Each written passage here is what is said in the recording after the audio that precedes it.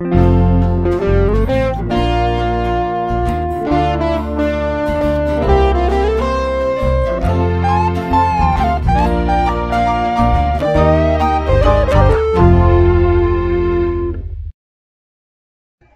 pessoal, tudo bem? Me chamo Viviane Pederiva, sou mestranda do PPG de Fisiologia da URGS e hoje vou falar um pouquinho com vocês sobre o transporte de gases. Bom, os gases se movem por difusão entre as células e tecidos e sempre vai depender da diferença nas concentrações para que essa difusão ocorra. Para um melhor entendimento, vamos imaginar aqui um alvéolo e aqui um capilar alveolar. O alvéolo, nós sabemos que é rico em oxigênio e possui baixas concentrações de dióxido de carbono. Já o capilar alveolar traz consigo sangue que vem da circulação sistêmica, o qual contém poucas concentrações de oxigênio e altas concentrações de dióxido de carbono. Sendo assim, pela diferença das concentrações, o dióxido de carbono tende a se difundir do capilar alveolar para o alvéolo. Já o oxigênio tende a se difundir do alvéolo para o capilar. Imaginamos agora um tecido qualquer e o capilar que passa perto dele.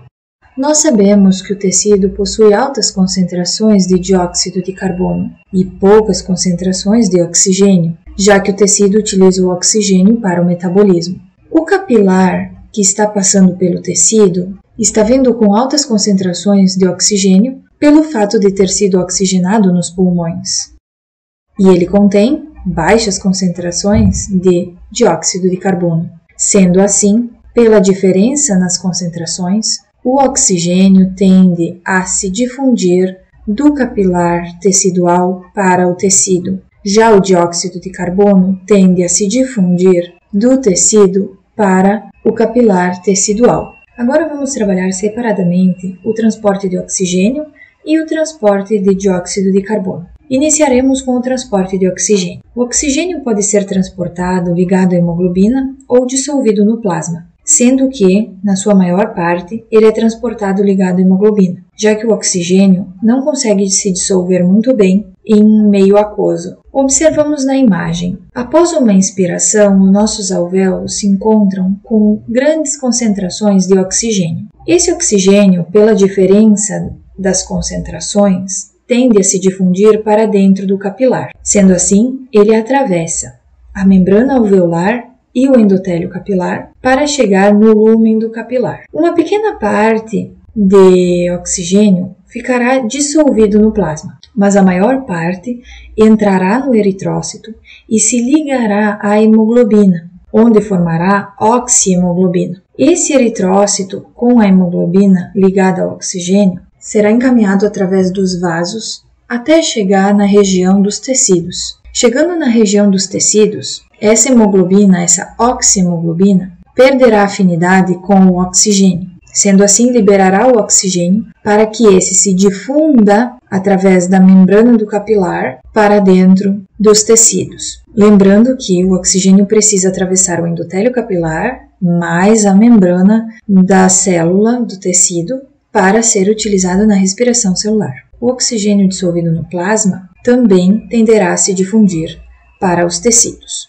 Já o transporte de dióxido de carbono pode ocorrer por três formas. 7% desse dióxido de carbono pode ser transportado dissolvido no plasma. Aqui nós percebemos que o oxigênio é transportado ainda em menores quantidades do que o dióxido de carbono dissolvido no plasma. E isso se dá porque o dióxido de carbono é um pouco mais solúvel em meio aquoso do que o oxigênio. Uma segunda forma do dióxido de carbono ser transportado é através da ligação com a hemoglobina. E, em sua maior parte, ele é transportado na forma de bicarbonato. Observamos a imagem ao lado. Aqui em um tecido qualquer, encontramos como resultado da respiração celular altas concentrações de dióxido de carbono. Esse dióxido de carbono, por causa da diferença de concentrações, tende a se difundir para o capilar tecidual. Uma pequena porcentagem acaba ficando dissolvido no plasma. Na sua maioria, o dióxido de carbono tende a entrar no eritrócito. Uma parte se ligará à hemoglobina, formando carbaminohemoglobina, e outra parte reagirá com uma molécula de água e, por meio da anidrase carbônica, formará ácido carbônico. O ácido carbônico se dissociará em uma molécula de bicarbonato que sai do eritrócito por meio do transportador que troca cloreto por bicarbonato em um sistema de antiporte, e uma molécula de hidrogênio que se ligará à hemoglobina. Nessa situação, a hemoglobina age como um tampão, neutralizando o hidrogênio. Esse eritrócito será encaminhado através dos vasos até os pulmões. Chegando próximo aos alvéolos, o dióxido de carbono que está dissolvido no plasma tende a se difundir através do endotélio capilar e da membrana alveolar para dentro do alvéolo. Já o bicarbonato solto no plasma tende a entrar no eritrócito através do mesmo transportador que troca cloreto por bicarbonato. O bicarbonato dentro do eritrócito reage com a molécula de hidrogênio, que agora se encontra desligada da hemoglobina, e formam o ácido carbônico. O ácido carbônico, através da anidrase carbônica, converte em uma molécula de água e uma molécula de dióxido de carbono, que tende a se difundir para fora desse eritrócito em direção ao alvéolo. A hemoglobina, que estava ligada ao dióxido de carbono, também perde afinidade ao dióxido de carbono, liberando ele para que ele também se difunda para dentro do alvéolo. Bom, esta é a curva de dissociação da oxihemoglobina e eu vou explicá-la brevemente. Quando o sangue sai dos pulmões em direção à circulação sistêmica, ele se encontra com uma pressão de oxigênio de 100 milímetros de mercúrio, que é a pressão de oxigênio que nós encontramos lá nos alvéolos. Essa pressão de oxigênio, ela nos garante cerca de 97% de saturação de hemoglobina. Nós dizemos que uma hemoglobina está saturada quando ela possui ligação com 4 moléculas de oxigênio. Quando o sangue retorna aos pulmões, vindo da circulação sistêmica, ele se encontra com uma pressão de oxigênio de 40 milímetros de mercúrio, pois esse oxigênio foi liberado para os tecidos poderem utilizar no metabolismo. Esses 40 milímetros de mercúrio nos permitem ter cerca de 75% da saturação de hemoglobina. Essa diferença dos 97% até os 75% de hemoglobina significa a porcentagem de moléculas de oxigênio que foi liberada para os tecidos. Podemos notar assim que, embora nós tenhamos tido uma diminuição de 60 milímetros de mercúrio, e em porcentagem de saturação de hemoglobina não tivemos uma queda tão grande. Levando isso em conta, podemos notar que nós possuímos ainda uma grande reserva de moléculas de oxigênio que podem ser liberadas caso a demanda do metabolismo aumente.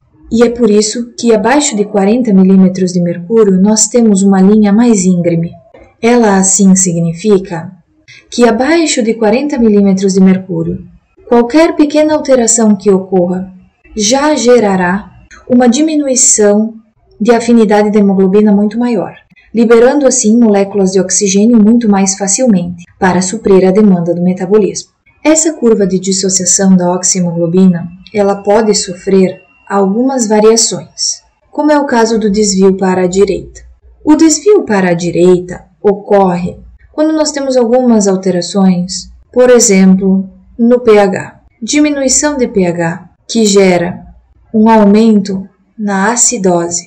Quando nós temos um aumento nas concentrações de dióxido de carbono. Quando nós temos um aumento da temperatura. E quando nós temos um aumento da 2,3-DPG, que é um produto da glicólise. Todos esses fatores estão principalmente presentes em tecido muito ativo.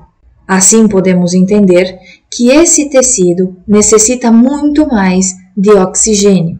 Nós podemos comparar esta curva nos 40 milímetros de mercúrio anteriormente citado. Na curva normal, a 40 milímetros de mercúrio, nós possuímos uma saturação de hemoglobina de cerca de 75%. Quando ocorre esse desvio para a direita, nós notamos que na mesma pressão de 40 milímetros de mercúrio, nós possuímos em torno de 63% de saturação de hemoglobina. Sendo assim, nós podemos notar que houve maior liberação de moléculas de oxigênio para o desvio para a direita, já que nesse caso o metabolismo está precisando muito mais de oxigênio. A hemoglobina perde afinidade mais facilmente. Nós também podemos ter um desvio para a esquerda. Nesse desvio, nós conseguimos notar que, em uma mesma pressão de 40 milímetros de mercúrio, a saturação se encontra a 90%. Sendo assim, podemos perceber que houve menor liberação de oxigênio para esse tecido. Percebemos assim que o desvio para a esquerda aumentou a afinidade da hemoglobina pelo oxigênio, dificultando muito a sua liberação para os tecidos. Gostaria de agradecer muito pela atenção, por terem assistido esse vídeo até o final e fico à disposição para qualquer dúvida. Fiquem bem e até a próxima!